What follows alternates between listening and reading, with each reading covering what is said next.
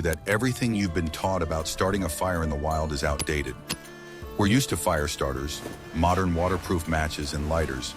But what do you do when it's freezing rain outside and all you have is wet wood and a bitter wind? The indigenous peoples of North America, who lived on the Great Plains, in the eastern woodlands, and in the subarctic regions, knew the answer to this question. Their fire-starting methods were perfected and allowed them to obtain live embers even when the odds seemed impossible. They transformed the process of obtaining fire from a struggle with nature into a collaboration with it. Watch the video to the end to learn how Native Americans used tinder, invisible to the eye, and what natural fire accelerants were available to them.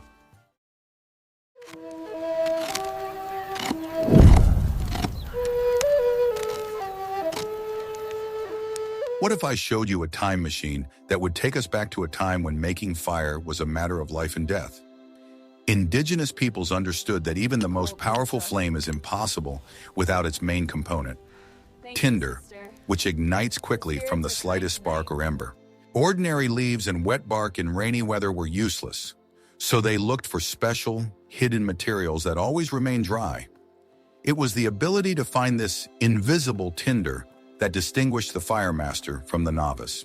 One of the most reliable materials was the inner layer of bark from certain trees such as thuja, cedar, or birch. The bark of these trees consists of many thin fibers that remain dry inside even when the outside is wet. To obtain it, it was not necessary to cut down a tree.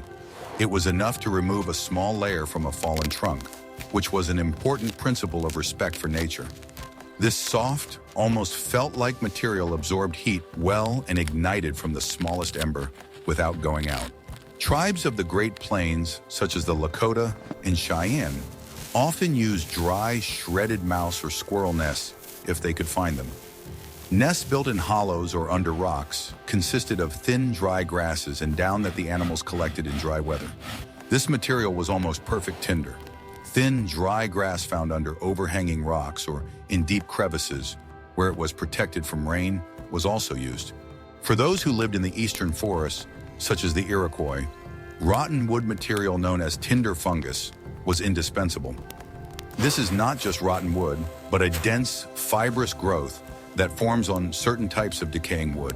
This is the fungus we use for fire, growing only on the decaying wood. The tinder fungus. I see it After now, drying Elder. and light beating, it turned into a very light and loose, cotton-like material that could smolder for hours.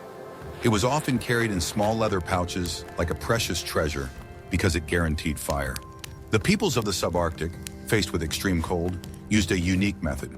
They often took the thinnest layers of birch bark, which even when wet contains oils that promote rapid ignition. Then they wrapped dried moss or lichen in it. It is important to note that the entire process of preparing tinder took place under the protection of a cloak, inside a tent, or even in a sleeve, so that not a single drop would fall on it. It was akin to a ritual in which every step was aimed at keeping the main component dry. The tinder did not simply ignite, it smoldered, turning into a small, living ember. This ember was the most valuable thing, which then had to be carefully transferred to the main fire. The small ember placed in a nest of prepared tinder needed an influx of oxygen to burst into flame. A person would carefully blow on it, and this smoldering spark, like a small heart, would begin to beat faster and faster. This skill, honed over centuries, was a true art.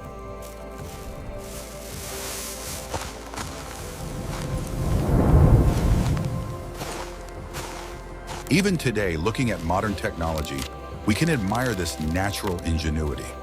The indigenous people never relied on luck. They relied on knowledge of where to look and how to preserve. They knew that in the worst weather, it was not strength that won, but careful preparation and attention to the smallest details. They carried supplies of pre-dried tinder with them so as not to depend on the damp forest. The ability to start a fire without matches using only natural materials is a true test of survival. It was a basic skill that every child learned. It allowed them to feel confident in the most difficult conditions, even when the temperature dropped to critical levels and the snow fell incessantly. This knowledge was part of their cultural code, passed down from generation to generation, and was the key to the preservation of their peoples. We are very interested to hear your opinion. What do you think about this approach to preparing tinder? Which of the materials described seems to you to be the most reliable in the conditions of the Russian winter? Write about it in the comments. In the meantime, don't forget to subscribe to our channel so you don't miss other stories about the incredible ingenuity of indigenous peoples.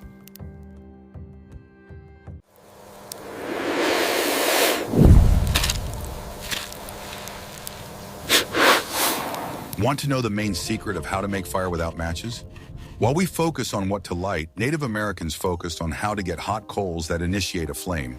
In the worst weather, the reliability of the fire-making tool was more important than speed. To do this, they used two basic methods based on friction: the bow drill and the hand drill. The bow drill was the most effective and common tool for making fire. It consisted of 4 parts: a baseboard, a vertical drill, a bow with a string, and a backstop. Its advantage was that it allowed the drill to rotate very quickly, creating strong friction while maintaining constant pressure. Special types of wood were chosen for the bow drill. The baseboard and drill had to be made of soft, non-resinous wood, such as poplar, willow, or cedar. This allowed the wood to wear down quickly, turning into fine dust. The ideal combination was to use 2 different types of wood, a harder one for the drill bit and a softer one for the base, which accelerated the dust formation process. The process began with the creation of a small notch in the baseboard. Then a drill bit was placed in this notch and rotated using a bow. The bow was wrapped with a string around the drill, and the back and forth movement of the hand created a powerful, continuous rotation. The bearing that held the drill from above was made of a harder material such as stone or bone to reduce friction and prevent heat from escaping. The ancestors are pleased. The friction produced fine, hot, black wood dust.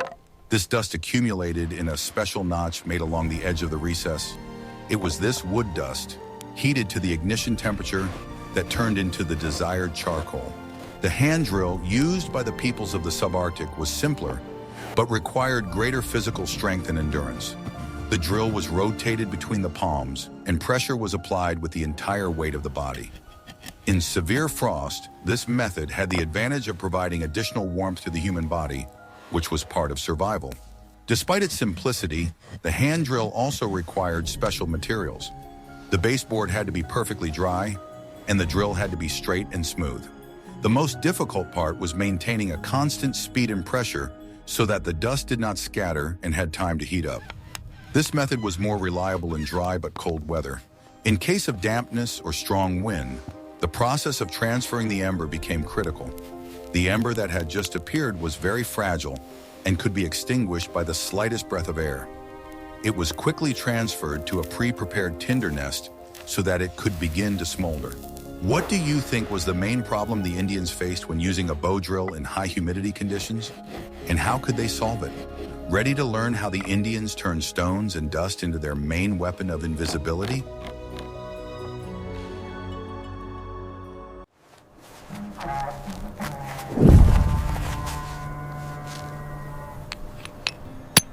You've definitely never heard of this unique secret. Most people believe that fire was only produced by friction, but this is not the case. In places where bow drills were ineffective due to dampness or a lack of suitable wood, Native Americans used flint. This method, known in Europe, was adapted by them using natural materials and used with astonishing efficiency.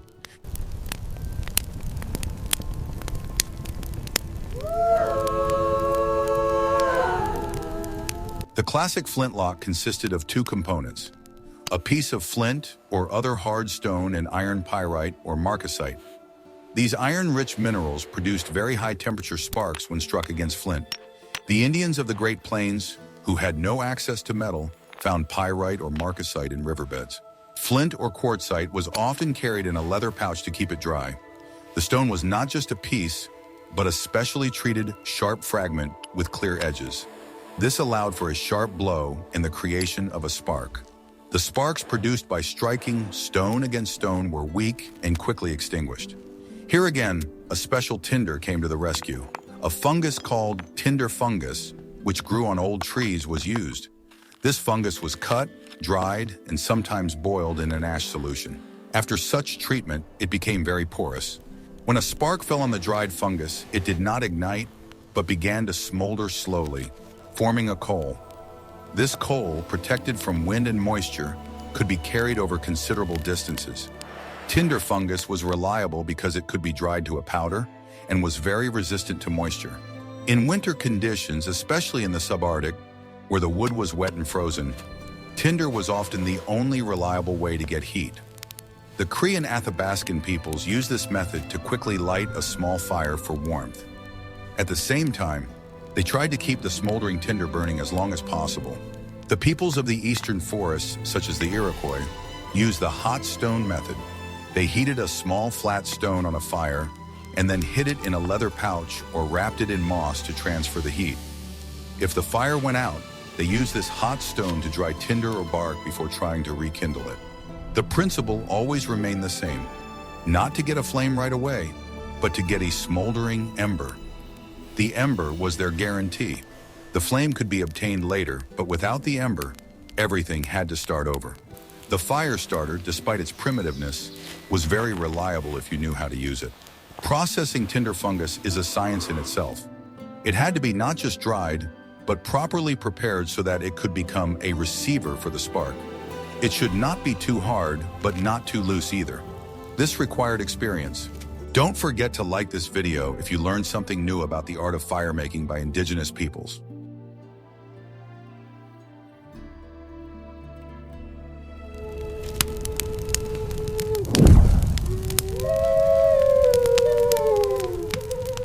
What you are about to learn will change your perception of fire making.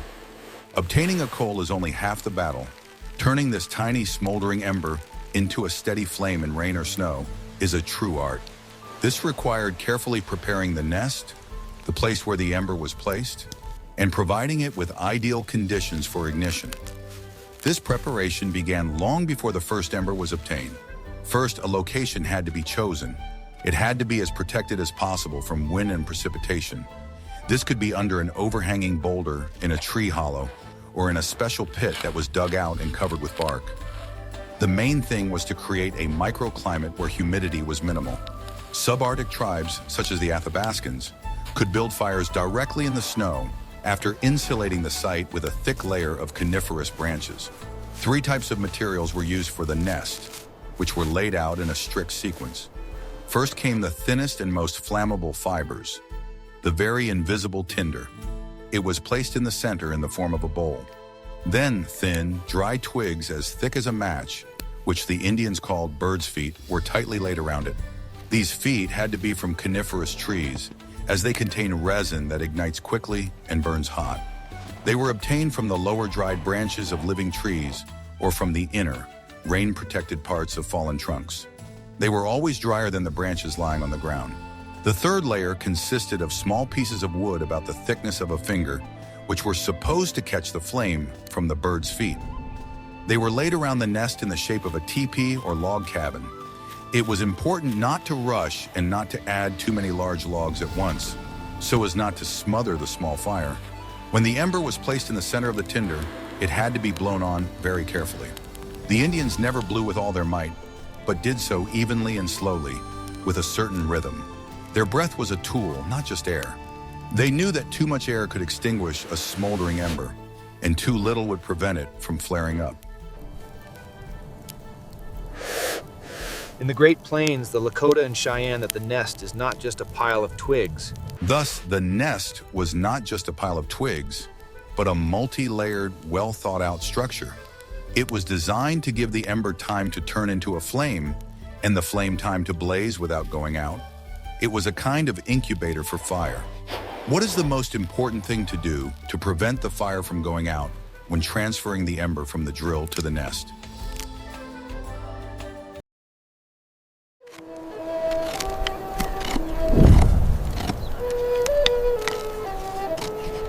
Native Americans rarely relied solely on dry wood. They knew the secrets of nature and used natural fire accelerants to help ignite damp wood or quickly obtain a strong flame in difficult conditions. These accelerants were their chemical weapons in the fight against the elements. One of the most powerful accelerants was pine resin or sap. Pine and other coniferous trees especially those that are damaged, secrete a thick, sticky resin. Resin is highly combustible and can burn even when wet, as it contains large amounts of volatile oils. The Indians collected the resin and often stored it in small containers. They applied it to tinder or thin, damp twigs to help them catch fire. A small piece of resin added to a smoldering ember could instantly cause flames to burst forth, which then ignited the main firewood. Another important material was fat or resinous wood. This is not just a piece of wood, but the lower part of old fallen pine trees or stumps. In this part of the tree, the resin is concentrated and impregnates the wood. This wood is called fat wood. Fat wood was very easy to split into thin splinters that smelled like turpentine and were practically eternal. Even if the wood lay in damp conditions for years, the inside remained dry and saturated with resin. A small bundle of such splinters thrown into the nest produced a strong and rapid flame. Birch bark, which we have already mentioned, was also an excellent accelerant.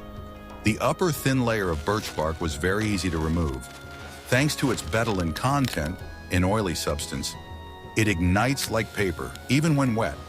It was used as a temporary flame to ignite larger pieces. The tribes of the Great Plains used animal fat, which was always abundant after hunting. The fat was applied to bundles of dry grass or bark. The fat burned long and slowly, giving the wet wood time to dry and catch fire. This was especially important in blizzard conditions. All of these accelerants were natural and readily available. They did not pollute the environment and were part of what the Indians called forest knowledge. They did not bring fire, but took it from nature.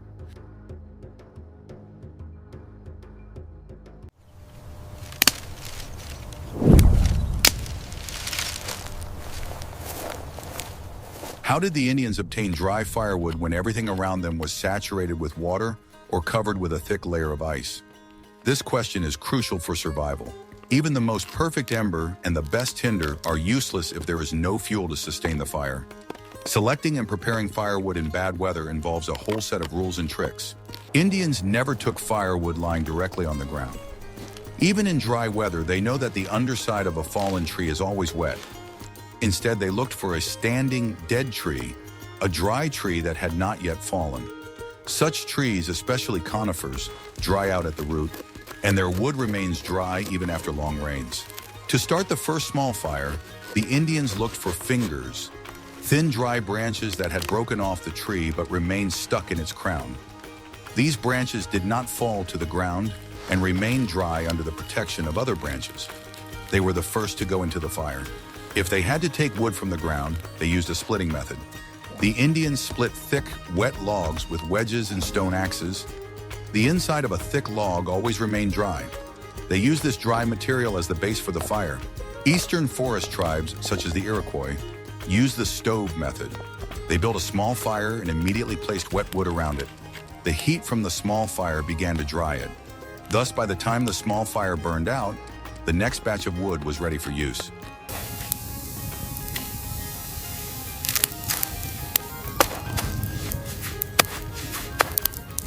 When searching for firewood in the snow, subarctic peoples such as the Cree focused on those parts of the trunks that were raised above the ground.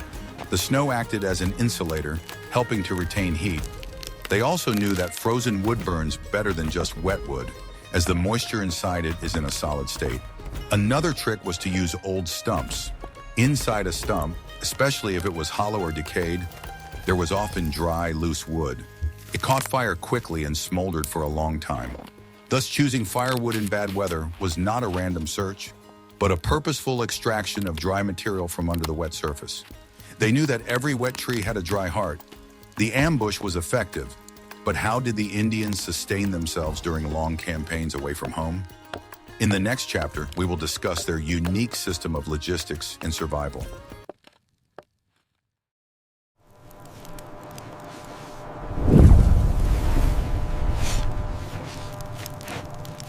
Sometimes it was too laborious to build a fire every day on the road, especially in sub-zero temperatures or heavy rain. Therefore, Native Americans developed methods to keep the fire smoldering during the transition, rather than extinguishing it completely. This was critical for saving energy and time.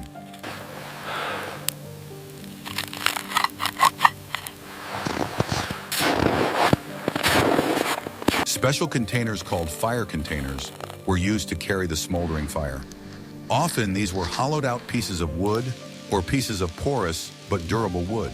A piece of tinder fungus or specially prepared wood that could smolder for hours was placed inside the container. Sometimes an animal horn or a large shell filled with ash and slowly smoldering material was used for this purpose. The container was tightly closed to limit the flow of oxygen. This prevented the material from bursting into flames, but kept it in a state of slow smoldering. This smoldering material served as a kind of lighter.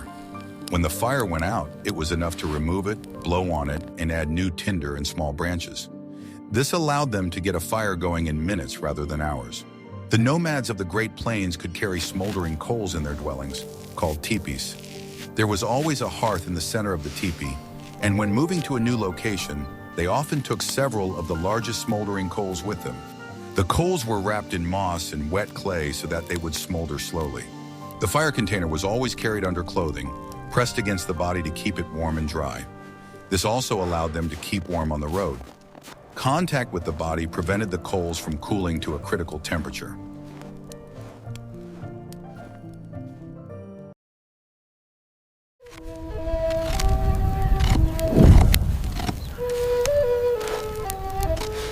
The size and shape of the fire were also important. Native Americans built fires that were adapted to specific weather conditions. In snow, rain, or strong winds, they did not build large open fires, which would quickly go out or be inconvenient. In windy weather, they built their fires in a special pit surrounded by stones or logs.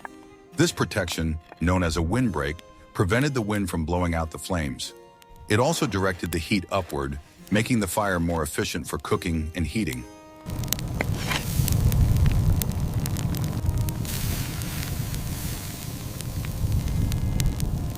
In wet weather, especially on snow, they used a platform fire. First, they laid a thick layer of green logs or stones.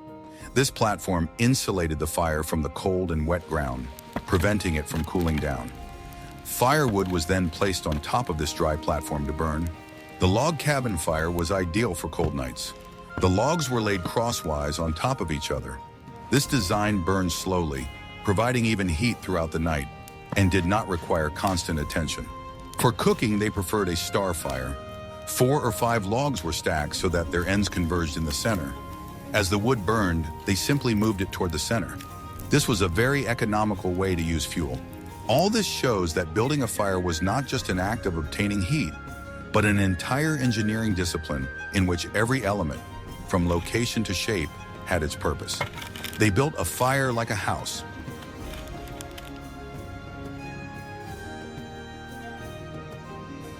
We acknowledge the sacred nature of this fire, Great Spirit. We give thanks for your protection and the warmth that sustains us. For Native Americans, fire was not just a tool for survival, but also a sacred force. This respect for fire was part of their culture and philosophy, which influenced how they obtained and used it. Fire symbolized life, warmth, and the center of the community. Obtaining fire was often accompanied by small rituals and prayers.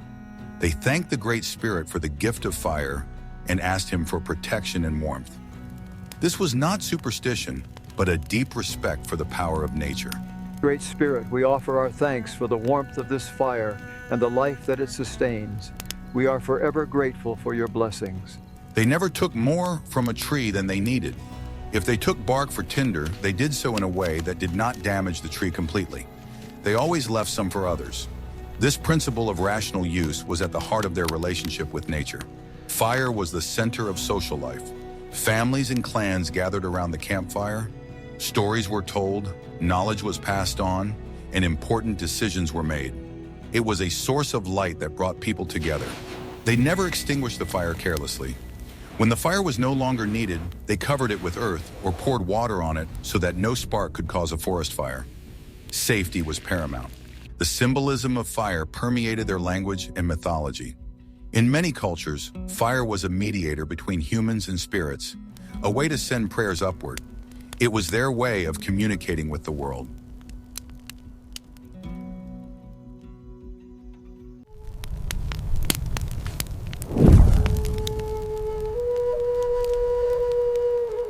In the harshest winter conditions, especially in the Subarctic, where temperatures dropped to critical levels, fire was an absolute necessity. The Cree and Athabascan peoples developed their own unique methods to ensure continuous warmth. Their survival depended on the constant availability of fire. They always carried a multi-layered set of clothing made of skins, which was insulated with moss or animal hair. This helped to retain body heat, but without fire to warm themselves and dry their clothes, they could not survive. Fire was their dryer. In blizzard conditions, they often built a temporary shelter called an igloo, or simply dug a hole in the snow. Snow served as an excellent insulator. A fire was lit inside, which allowed them to maintain a comfortable temperature while the storm raged outside. They used camping firewood, long, thin logs that could be added to the fire without leaving the shelter. This allowed them to maintain the flame without being exposed to the wind and cold. Conserving energy was an important strategy. They knew that heat loss was critically dangerous. Therefore, if someone's fire went out, the others immediately shared their smoldering coals. Mutual assistance was the law of survival.